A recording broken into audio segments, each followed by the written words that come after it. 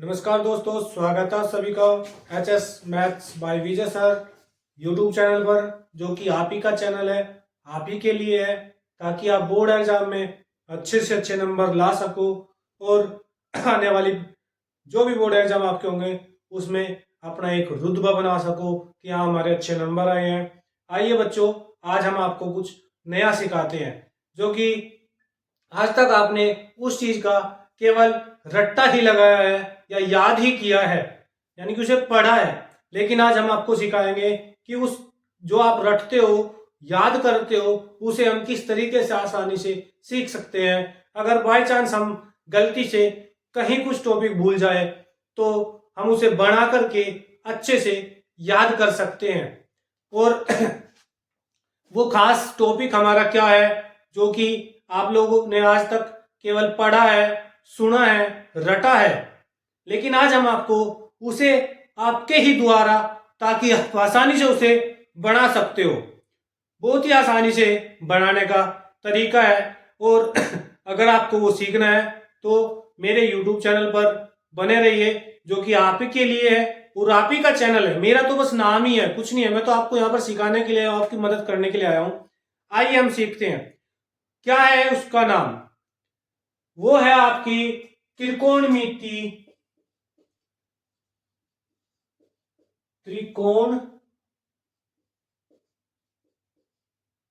मिति की माप, जो आपका चैप्टर है सेवंथ चैप्टर आपका जो है, उसमें एक टॉपिक है, वो है क्या आपकी सारणी।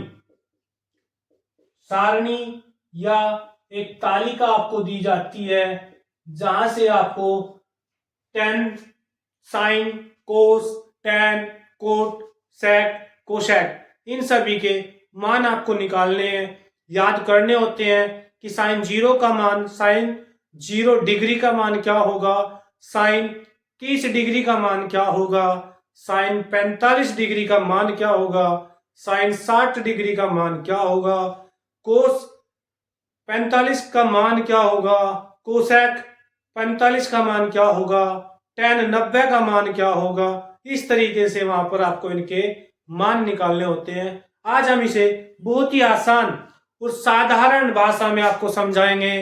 आइए उसकी शुरुआत करते हैं। और शुरुआत कहां से करते हैं? एक छोटा सा टॉपिक याद रखना बच्चों। सबसे पहले में करना क्या है कि आज तक हमने जो काउंटिंग पढ़ी है, गिनती पढ़ी है, हम उन गिनती का प्रयोग करेंगे और इस सारणी को आसानी से बनाएंगे। कैसे? सबसे पहले हमारा क्या काम है? सबसे पहले आप 0 से लेकर के और 4 तक, केवल 4 तक अपनी जो गिनती है, जो काउंटिंग है, उसे हम लिखेंगे। सबसे पहले 0 से लेकर के 4 तक हमें काउंटिंग लिखनी है। उसके बाद सभी को 4 से भाग करना है। सभी को 4 से भाग करना है। 4 से भाग करने के बाद आपका जो भी होगा, जो कोई एक नंबर कटेगा उसे काट दीजिए। जैसे 2 एकम 2, 2 दूनी 4, 4 से 4 कटेगा तो आपका 1 आएगा। यानी कि कटने के बाद हमारे नंबर आते हैं 0/4, 1/4। यहां पर भी इसे काट दीजिए। 0 को किसी संख्या से भी भाग करेंगे तो आंसर हमारा 0 होगा। यहां पर होगा हमारा 1/2, यहां पर होगा हमारा 3/4 और यहां पर हमारा आया 1। अब तक क्या किया हम लोगों ने? कुछ नहीं किया, छोटा सा काम। 0 से लेकर के 4 तक काउंटिंग लिखनी है, 4 को सभी से भाग देना है, जो संख्याएं हमारी कट रही है उन्हें काट देते हैं। ये किया।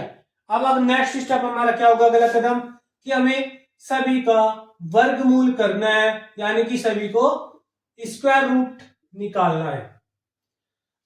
बस सभी का स्क्वायर रूट निकालना है। निकालिए स्क्वायर रूट।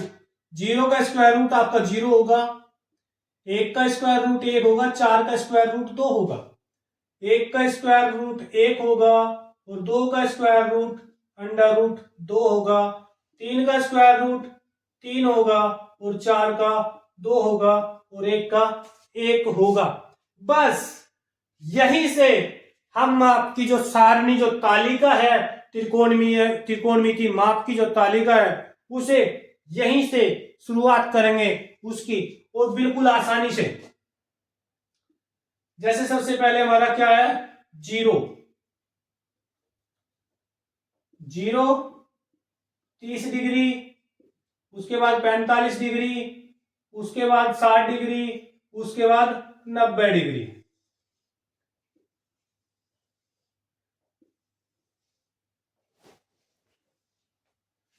यहां से हम इनके मान को रखेंगे और आसानी से निकालेंगे।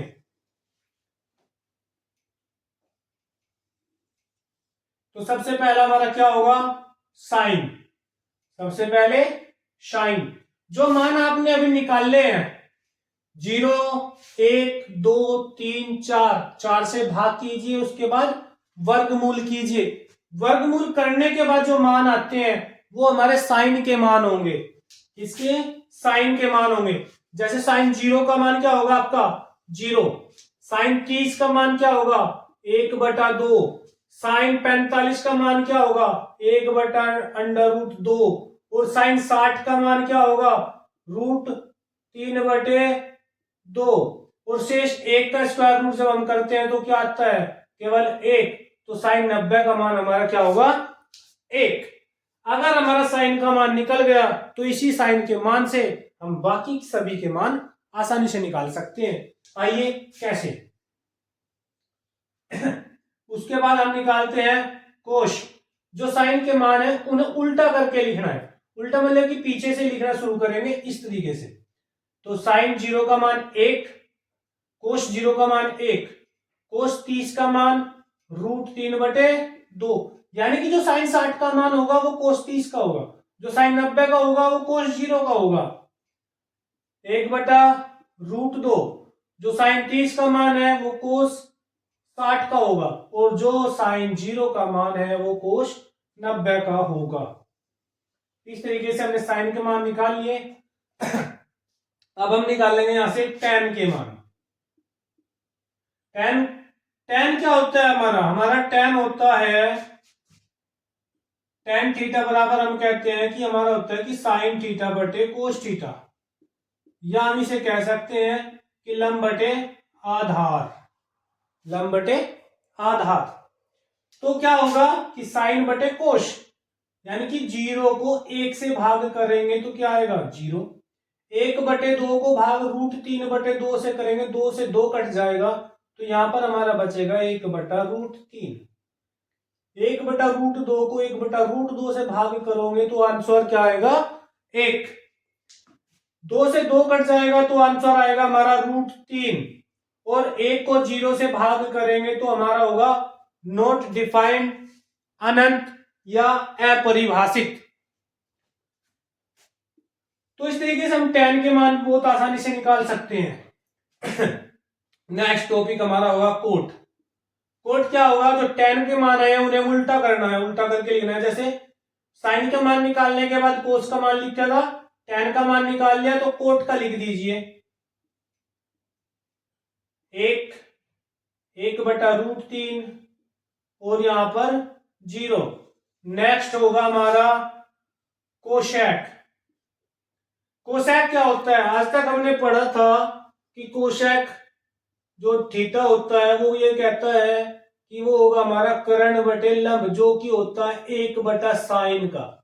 यानी कि जो साइन के मान होंगे उन्हें उल्टा करना है केवल, बाकी कुछ नहीं करना। उल्टा मतलब कि जो आपका अंश है वो हर हो जाएगा और जो हर है वो अंश हो जाएगा। तो सपोज करो इसके नीचे हम 1 मानते हैं, यानी कि 0/1, तो ये क्या हो जाएगा आपका 1/0 हो जाएगा। तो यहां से हो जाएगा नॉट डिफाइंड, यानी कि अपरिभाषित। उसके बाद 1/2 है तो ये केवल 2 हो जाएगा, 1/√2 है तो ये √2 हो जाएगा, √3/2 है तो ये 2/√3 हो जाएगा, और यहां पर 1/1 हो जाएगा, यानी कि 1। तो इस तरीके से हम 5 मान आसानी से निकाल चुके हैं। अब हमारा जो छठा मान होगा वो किसका होगा, वो होगा हमारा शेक का। शेक सेक क्या होगा आपका कोस के, जो आपने कोसेक के मान निकाले उन्हें उल्टा करके लिख दीजिए 1 2/√3 √2 2 और अपरिभाषित। इस तरीके से हम इस सारणी को बहुत ही आसानी से और बहुत ही अच्छे से हल कर सकते हैं, निकाल सकते हैं।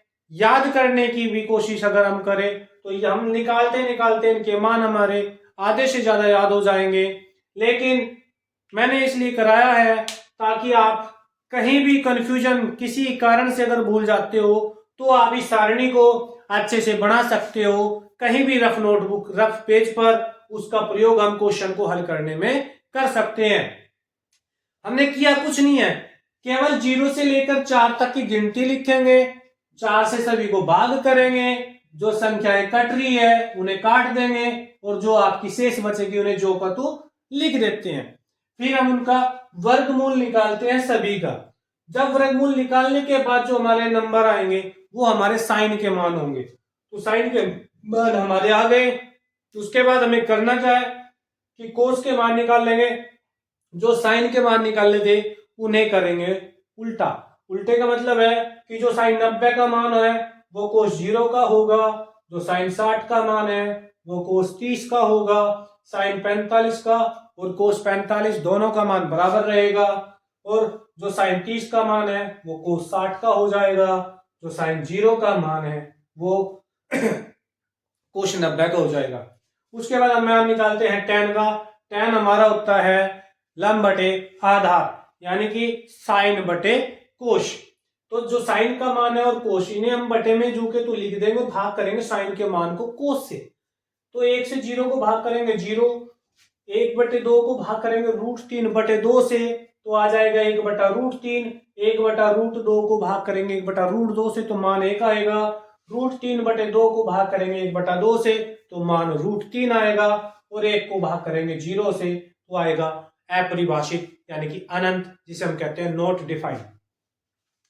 कोट का मान फिर निकाल लेंगे। तो कोट का मान वैसे ही करेंगे जैसे साइन का मान निकालने के बाद कोस का मान उल्टा किया था, उसी प्रकार tan का मान निकाल लिया तो कोट का मान हम आसानी से उल्टा कर देंगे।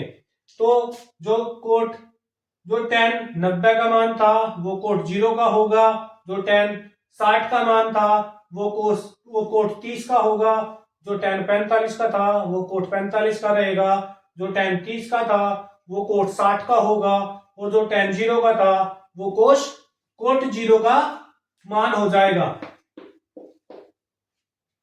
तो उसके बाद हम निकालते हैं कोशेक। कोशेक क्या होता है हमारा लंब कर्ण बटे लंब, यानी कि 1/साइन। जो साइन के मान है उन्हें उल्टा उलट पलट देंगे, व्युत्क्रम कर देंगे साइन के मानों का। अर्थात क्या करेंगे कि जो आपका अंश है वो हर हो जाएगा और जो हर है वो अंश हो जाएगा। 0/1 था तो इसे 0/1 का मतलब हो जाएगा कि वो 1/0 हो जाएगा, अर्थात नॉट डिफाइंड। उसके बाद क्या था हमारा 1/2 था तो ये 2 हो जाएगा, 1/रूट था √2 था तो √2 हो जाएगा, √3/2 था तो 2/√3 हो जाएगा, 1 था तो 1 ही रहेगा।